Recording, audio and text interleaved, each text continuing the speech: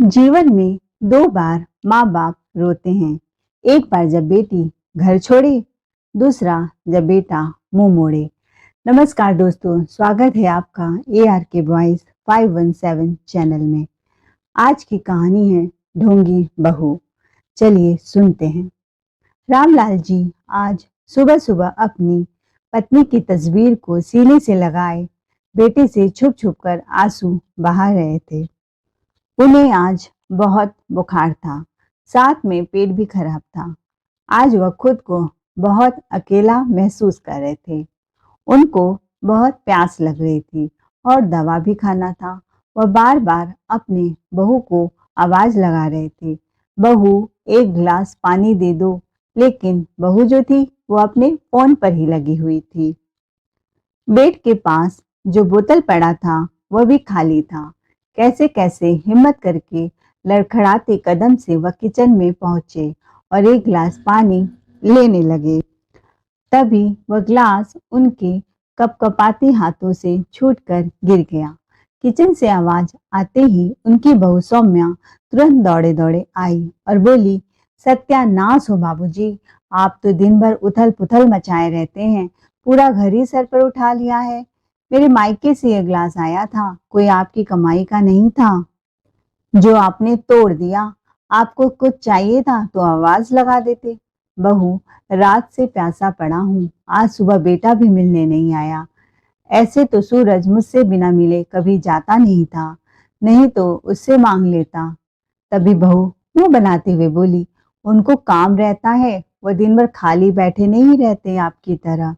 आज सुबह हड़बड़ी में ही निकल गए।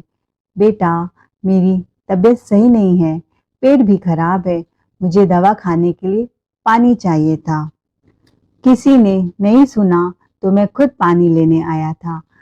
आपको तो शिकायत का मौका चाहिए, बस पेट कैसे खराब हो गया? जीभ पर तो आपकी कोई काबू ही नहीं है, सारा दिन मुंह चलाते रहते हैं।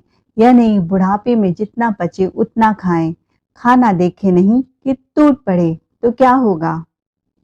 आपने इस ग्लास को तोड़ा है तो साफ कीजिए, बहू सौम्या बोली। रामलाल जी अपने कांपते हाथों से धीरे धीरे ग्लास को उठाया। उनकी पोती परी आई कि मैं दादाजी की मदद कर देती हूँ, पर उसकी माँ सौम्या ने तुरंत उसको भगा दिया और बोली, खबरदार, जो तू आई, जा, सारा दिन घर में पड़े पड़े दादाजी दादाजी करती रहती है, जा तू अपनी पेंटिंग कर। सौम्या की बेटी परी 8 साल की थी, लेकिन वह बोल नहीं पाती थी। डॉक्टर ने बोला कि कुछ बच्चे देर से बोलते हैं, इसे थोड़ा टाइम लगेगा। तब से वह घर में ही रहती थी, पढ़ना लिखना नहीं आता था, लेकिन उसे चित्रकारी का बहुत शौक था। सारा दिन चित्रकारी किया करती थी। अपने दादाजी से उसे खास लगाव था।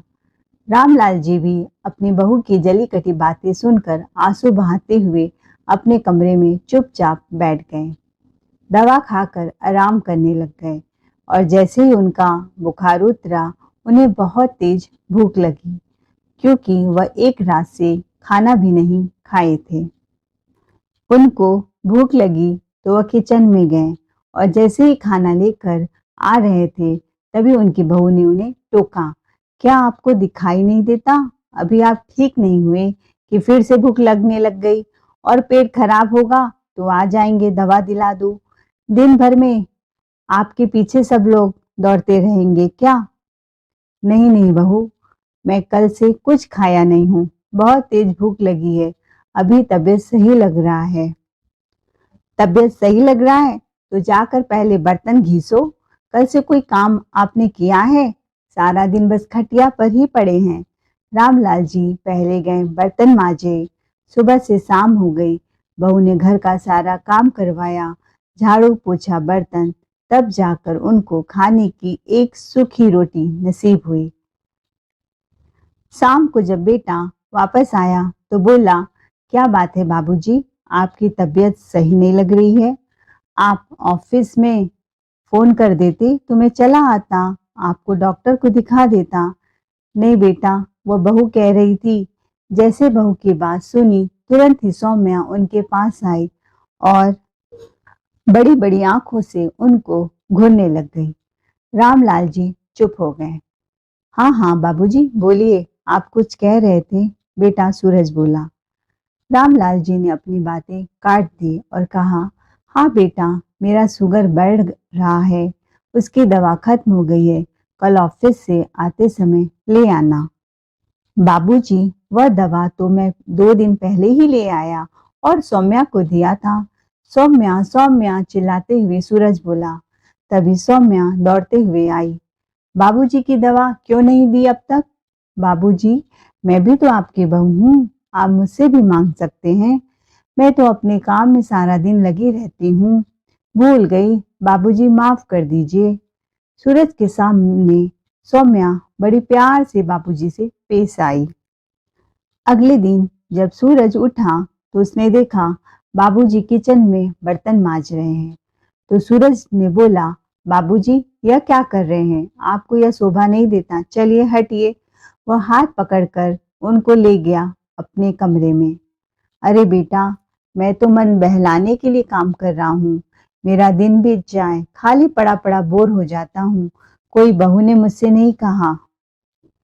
जैसे सूरज ऑफिस के लिए निकला, वैसे ही सौम्या आई और अपने हाथ हिलाते हुए बोली, दिखाना जरूरी था कि मैं आपसे काम करवाती हूँ, और आजकल आपको क्या सूझा है कि मेरी शिकायत करने लग गए? क्या मैं आपको दवा नहीं देती? थोड़ा देर रुक नहीं सकते थे? आज आपको इसकी सजा जरूर मिलेगी। आज आपको खाना पूरा दिन नहीं मिलेगा। तरसोगे तुम दाने दाने के लिए।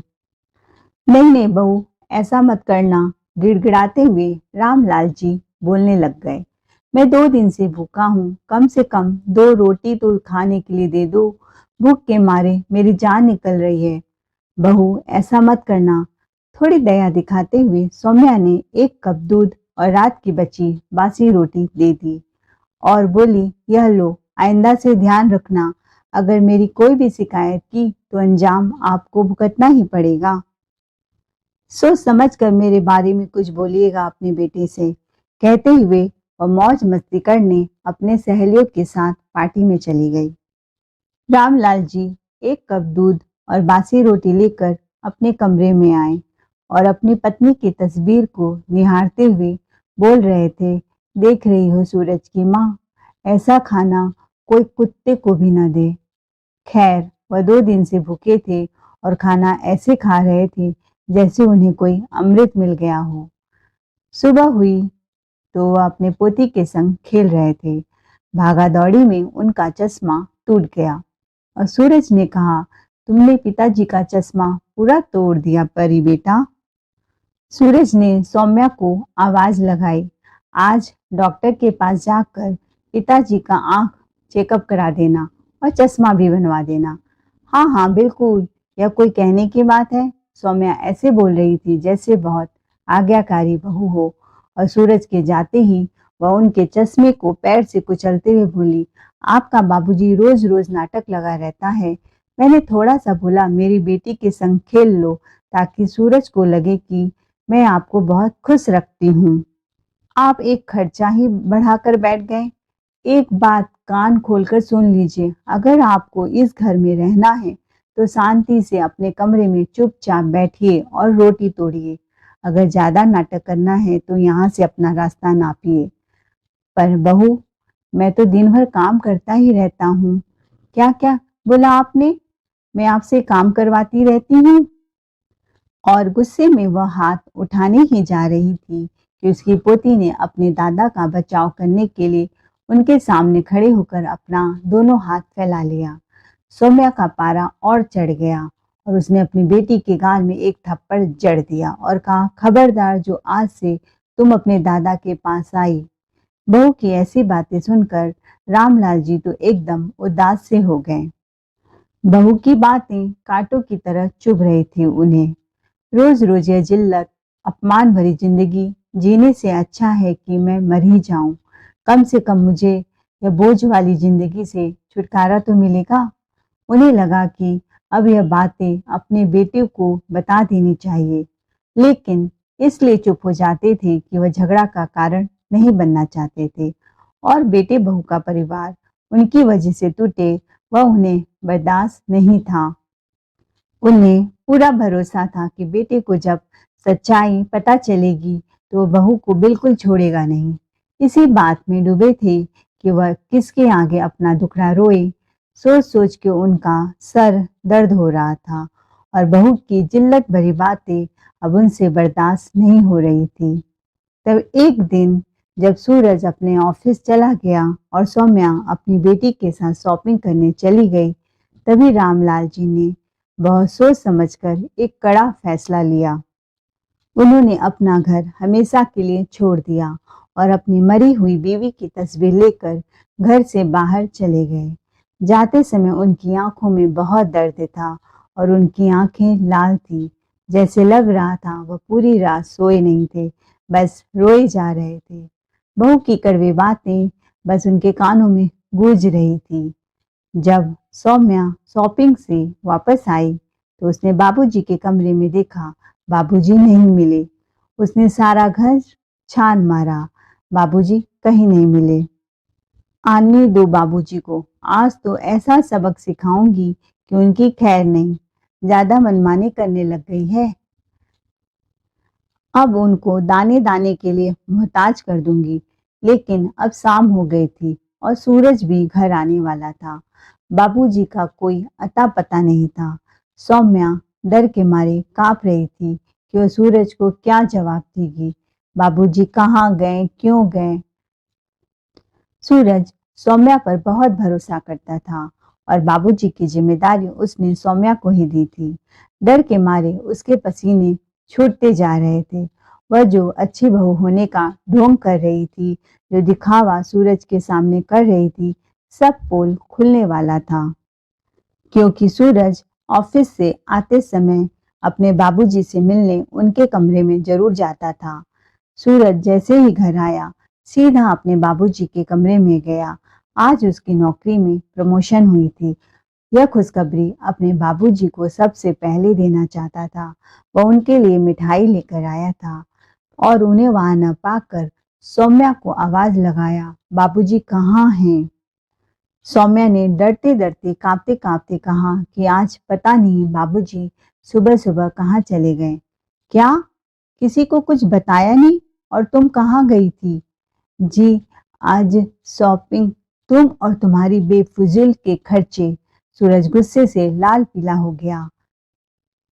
परी यह सब बातें सुन रही थी और अपने पिताजी को वह अपना चित्रकारी दिखाना चाह रही थी, लेकिन अपने माँ के डर से वह चुप थी।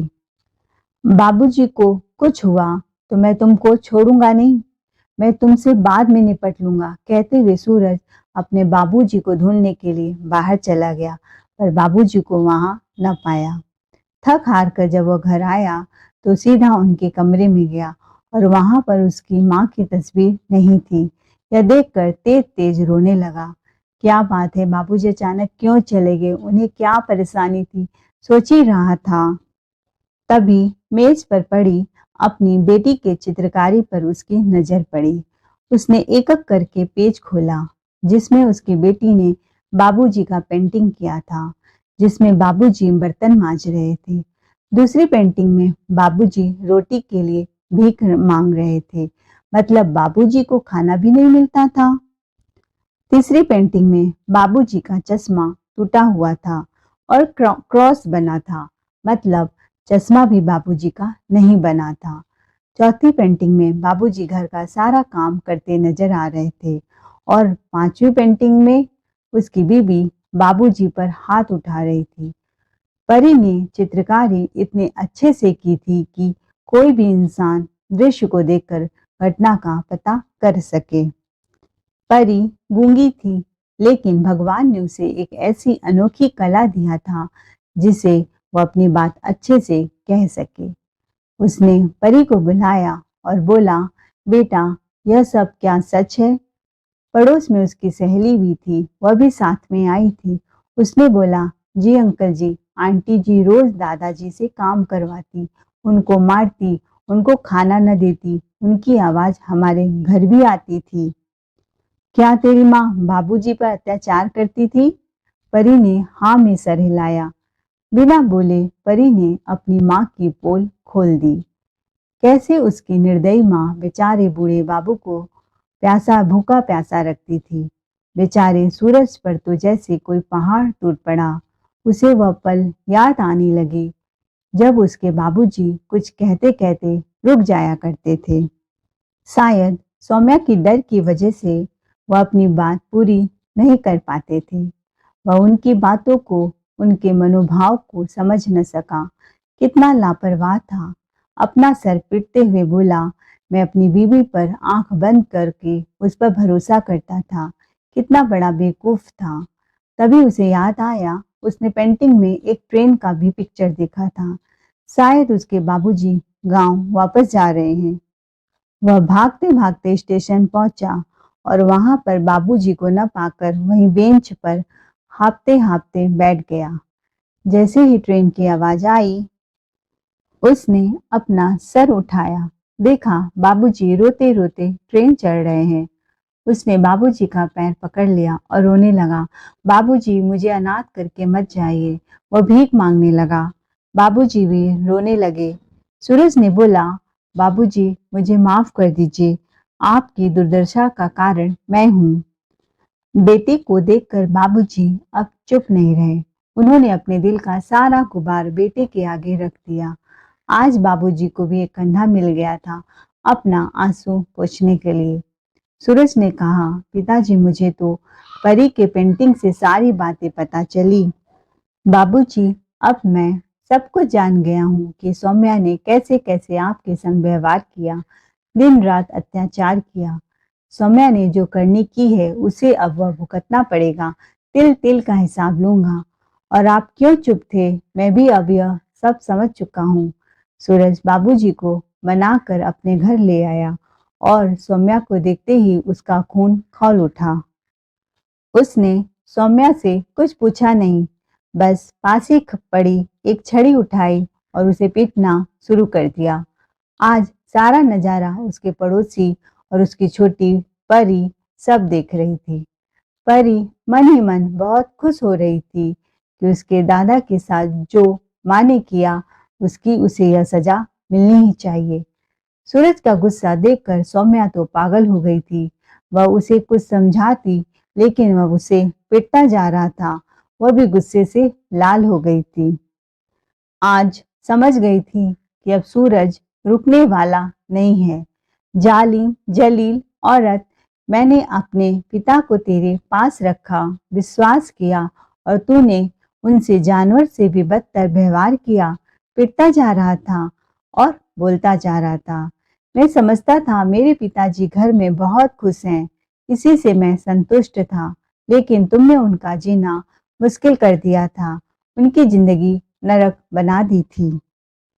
तुम मेरे सामने ढोंग करती थी, मैं तुम्हारा असलियत नहीं जान पाया। अगर आज परी की पेंटिंग न होती तो तुम्हारा पोल कभी नहीं खुलता। आज से अभी से मैं तुमसे यह रिश्ता तोड़ता हूँ। चली जाओ तुम मेरे घर से। मैंने तुम्हारी माँ को बोल दिया है कि मैं तुमसे तलाक लूंगा। मुझे तुम्हारी कोई जरूरत नहीं है, न इस घर को, न बाबूजी को, न परी को। तुम जैसी जालिम ढोंगी औरत किसी के घर को स्वर्ग क्या नरक ही बना देंगी। सौम्या सूरज की बातें सुनकर हक्की बक्की रह गई। रामलाल जी बोले, बेटा गुस्सा शांत करो, थोड़ा चुप रहो, शांति से सोचो। परी अकेले बिना माँ बाप के कैसे जिएगी। तुम्हें मेरी वजह से अपना परिवार तोड़ने की कोई जरूरत नहीं है। मेरा क्या है, मैं कहीं भी रह लूंगा। नहीं बाबूजी, यह घर पहले आपका है। आप इस घर के मालिक हैं और हम आपके बच्चे हैं। जो आप कहेंगे वही होगा। अब इस घर को अगर छोड़कर कोई जाएगा तो यह दुष्ट डायन। इसे अपने ससुर की जरूरत तो नहीं है, लेकिन मुझे अपने पिता की जरूरत है, तो यह यहाँ से जा सकती है। अगर मेरे इस घर में मेरे पिता नहीं तो यह भी नहीं रह सकती। यह सब बातें सुनकर सौम्या अपने ससुर के पैरों पर गिर गई और जोर जोर से रोने लगी। बोली, बाबूजी मुझे माफ कर दीजिए, मैंने आपके संग कितने नीच जैसा व्यवहार किया। माँ के गुजर जाने के बाद आप कितने अकेले होंगे, मैंने कभी यह नहीं सोचा। मैं अपने किए पर बहुत शर्मिंदा हूँ। बाबूजी प्लीज मुझे माफ कर दीजिए। कहते कहते वह नाक रगड़ने लगी। रामलाल जी बोले, बहू, सूरज मेरा इकलौता और लाडला बच्चा है। मैं उसका घर टूटते नहीं देख सकता। मैं नहीं चाहता कि मेरी वजह से उसे कोई तकलीफ हो। जो हुआ सो हुआ, अब भूल जाओ। मैं तुम्हें माफ करता हूँ। देख निर्लज, तुमने बाबूजी पर क्या क्या जुल्म किया, फिर भी उन्होंने इतनी आसानी से तुझे माफ कर दिया। सूरज गुस्से में बोल रहा था। उसके बाद सौम्या में जमीन आसमान का परिवर्तन आ गया। वह बाबूजी को बहुत प्यार से खिलाती पिलाती, उनका इज्जत करती, उनको एक भी काम करने ना देती, उनका दिन रात सेवा करती। आज रामलाल जी पहली बार अपने बीबी की तस्वीर के सामने सुकून से बैठकर चाय पी रहे थे। पहली बार उन्हें लग रहा था आज चैन से सांस ले पा रहा हूँ। इसके लिए वह अपनी पोती को खूब आशीर्वाद देते हैं। दोस्तों, जैसे पिता अपने बच्चे को शहजादे की तरह पालते हैं, वैसे बच्चों को अपने पिता को बादशाहों की तरह रखना चाहिए। उम्मीद है कहानी आपको जरूर पसंद आई होगी। चैनल को लाइक शेयर सब्सक्राइब जरूर करें। आपका सब्सक्राइब हमारे लिए बहुत इम्पोर्टेंट होता है। Thanks for watching. मिलते हैं अगले वीडियो में।